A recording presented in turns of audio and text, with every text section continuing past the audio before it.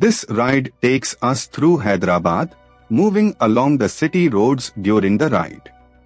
The mood here is calm and focused, with the sound of the engine carrying us through the changing rhythm of the streets.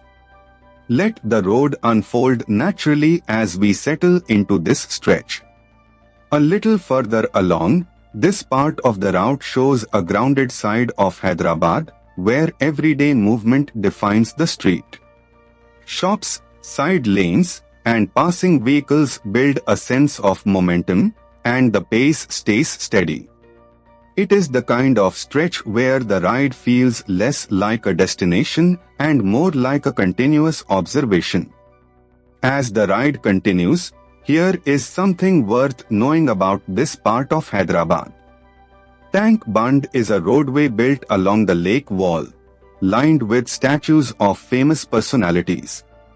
That local detail adds depth to what might otherwise seem like a simple road, and it reminds you that every ride here passes through layers of history and routine. Coming into the next stretch, from the rider's perspective, this section is defined by spacing, timing, and attention. Traffic flows in its usual unpredictable pattern, so every opening on the road matters. The experience becomes less about speed and more about reading the street early, staying smooth, and keeping the ride controlled. Further down the route, as the route continues, the presence of history-old city gives this stretch a stronger sense of place. Landmarks like this help anchor the ride because they turn a moving sequence of roads into something memorable.